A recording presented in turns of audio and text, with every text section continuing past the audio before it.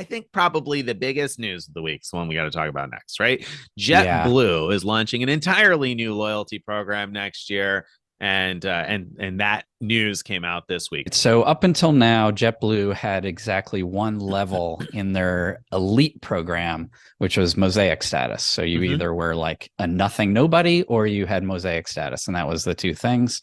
Now they're introducing four different levels of elite status and all kinds of new benefits that they didn't have before that you could get at each level and even on the way. So JetBlue created this concept called tiles, which annoyed the crap out of me when I read it. I was like, what are tiles? What does that even mean? And I got to wrap my Right. mind around it. But actually, in hindsight, it makes a lot of sense because I find that people who are new to loyalty programs often find it confusing the difference between redeemable miles and elite qualifying miles or points and that kind Yep. of thing. And JetBlue threw that out the window by calling these two different things. You earn JetBlue True Blue points to redeem for for flights, and you earn tiles towards elite status. And so the way tiles, And let me just interrupt and say, I had the exact same thought process as you. Exactly the same. At first, I was like, what the heck are tiles? Why are they introducing a new term? And then it like hit me that like, oh, this is actually smart because let's not confuse people between points that are redeemable and now tiles that are right. your way to get to elite status. That makes sense. I think it does. Especially as somebody who has interacted with plenty of people that don't know the difference between the two. I clearly understand how confusing that concept is between redeemable and elite qualifying. So I think this was a smart move, even though it's unintuitive for those of us familiar with Right. elite programs. So okay, so that out of the way, let's talk about it. So tiles, you're going to earn one tile for every $100 in spend on JetBlue, American Airlines, and JetBlue Vacations, and that's going to include JetBlue ancillary fees like baggage and stuff like that. So one tile for every $100 spent on flights and JetBlue Vacations, and then or one tile for every $1,000 in spend on a JetBlue credit card. Mm-hmm. So you can mix and match the two. And so again, every $100 spent on JetBlue, every $1,000 spent on the credit card gets you a tile. Once you get to 10 tiles, you're going to start getting benefits. Every 10 tiles gets you some benefits. So 10 tiles is going to be $1,000 in spend on JetBlue or $10,000 on a credit card or some combination of the two, which I think is a big benefit because before you could earn either through credit card spend or by flying on JetBlue, but there was no way to combine the two, which in hindsight Right. was ridiculous. You would want to encourage both, and this new program is going to encourage both because you can earn tiles both ways. So at 10, 20, 30, and 40 tiles, you're going to get to choose from a selection of benefits, and the choices in that selection of benefits are 5,000 bonus miles, a free alcoholic drink each time you fly, first free alcoholic drink each time you fly, priority boarding, priority security, or extra points on a JetBlue vacations booking. Maybe I missed one, and if I did, it was one that wasn't very interesting. So there are 5 different choices you can make, and you can only make each choice one time. So if you're going to continue earning status, you're eventually going to earn all 5 of these. All right. So that I didn't realize. I was thinking when I saw that list, I was thinking, wow, why wouldn't everyone just pick the 5,000 miles each time? Yeah, Because can't that's obviously way more valuable than anything one drink, for else. example. Right. Yeah. Nope. You get it one So time, you Greg. One can't. time. So Bummer. yeah, Okay. yeah. And so in my post, I've written that I think that this system is interesting in that it incentivizes people who otherwise wouldn't make it to elite status.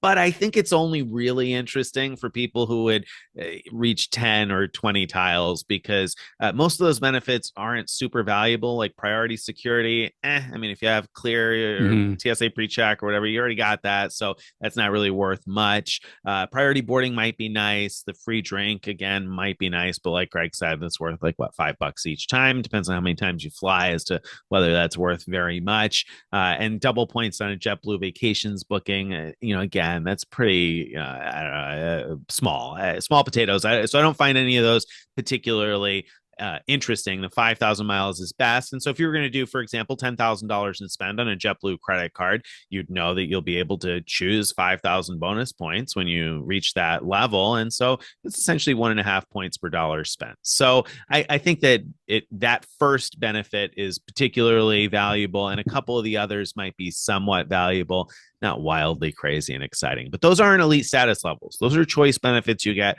before you earn elite status. And before we move on, let me just ask you a quick question. So if you pick something like a free drink, is that for every flight from the rest of the year, or is that just one drink? No, my understanding is it's on every flight. Yeah. Okay, so I misunderstood that. Yeah. Okay, well, that's better than I thought. The benefits become more interesting when you hit the actual elite status tiers. Those are just choice benefits that you get on the way to the first tier of actual elite status. So once you reach 50 tiles, which would be the equivalent of $5,000 spent on JetBlue or $50,000 spent on the credit card, or again, a mix of the two.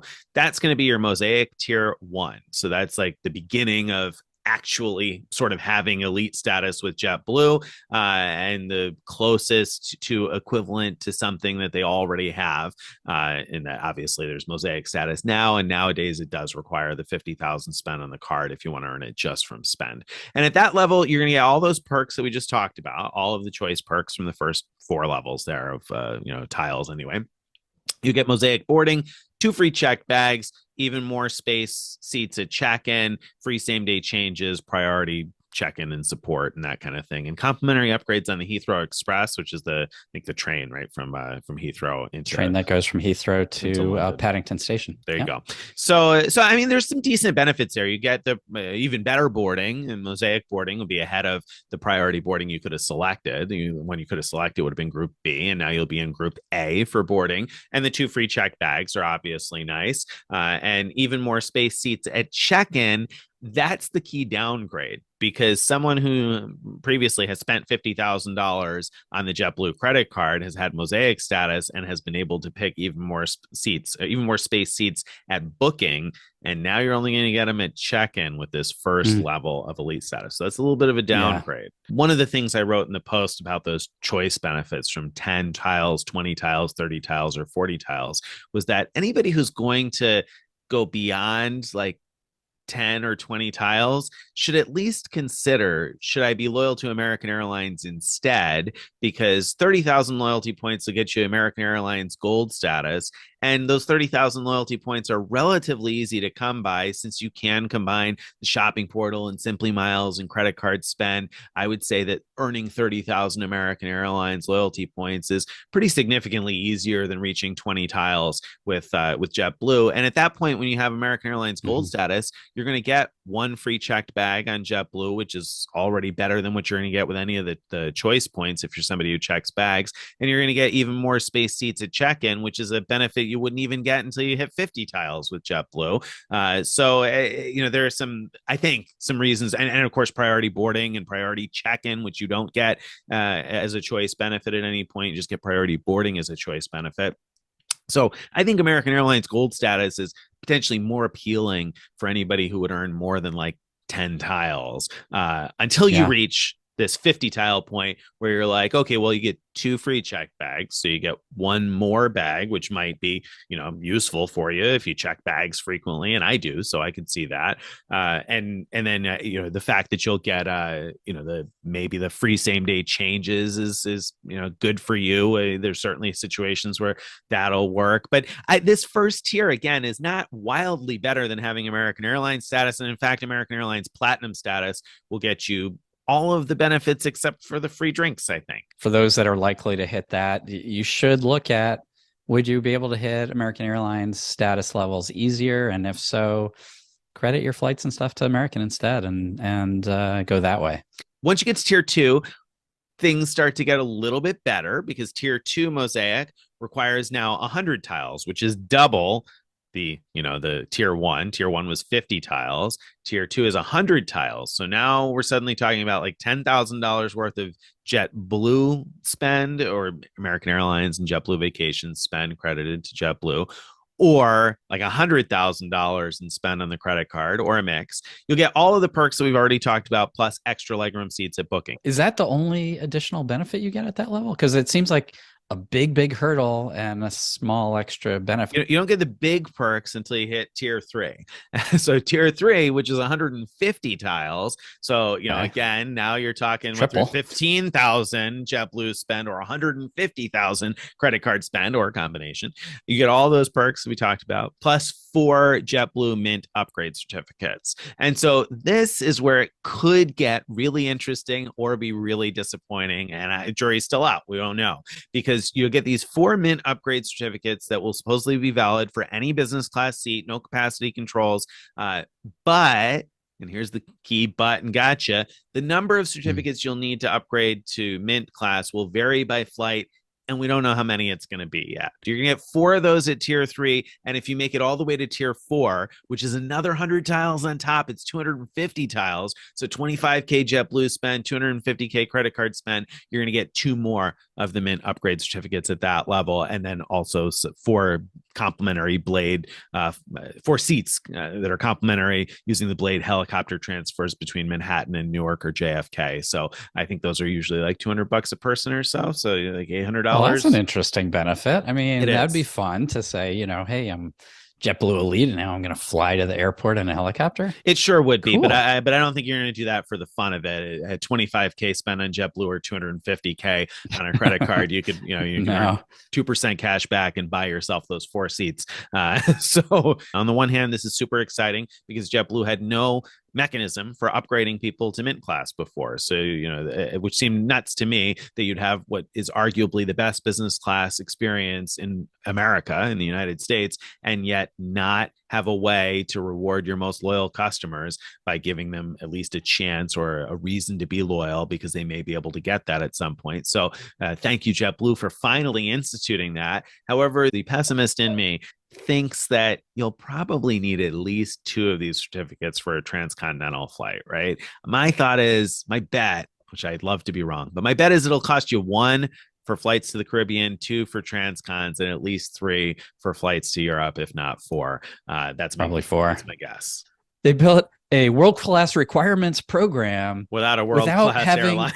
Without having the network to support it. That's what I mean by saying not a world-class airline. Yeah. So I find that very strange. I mean, you look at like Alaska Airlines program, they have much more modest requirements because they understand their network is only so deep. And so, it's unreasonable to expect people, I think, to, spend $250,000 on a credit card to get to top tier status or whatever.